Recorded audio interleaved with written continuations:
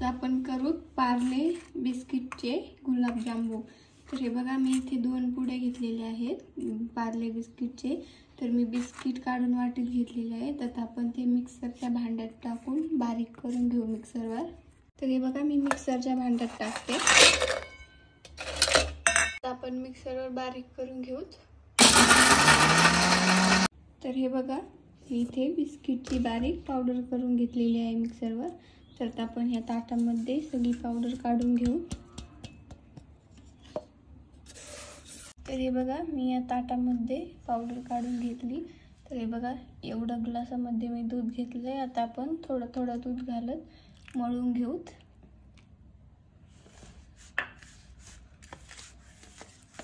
तर हे बघा अशा प्रकारे एक गोल उंडा करून घेतलेला आहे।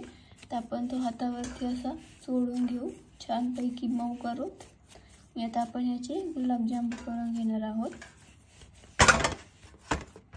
तर आता आपण याचे गुलाबजामुन करून घेऊ। हे बघा मी असे गुलाबजामुन करते याचे एवढ्या साईजचे।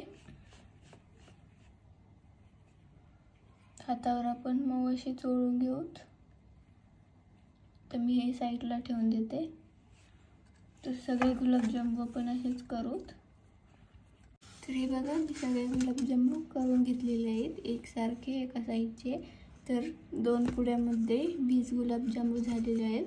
तर आता आपण हे गुलाबजामुनला तळून घेऊ।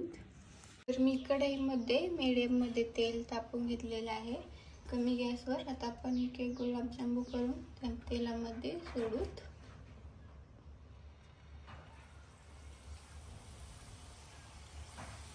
तर आता आपण पलटी करून घेऊ त्याची।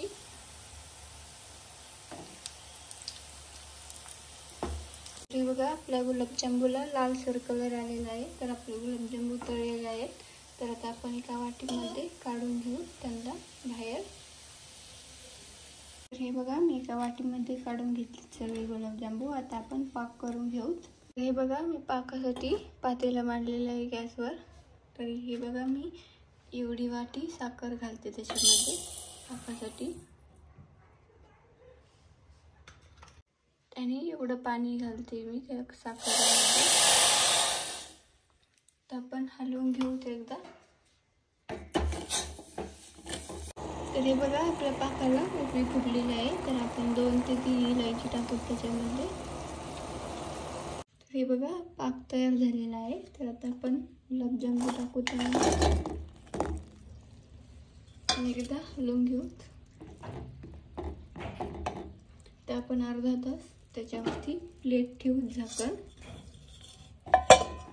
तर अर्धा तास झालेला आहे। आता आपण वाटी काढून बघू।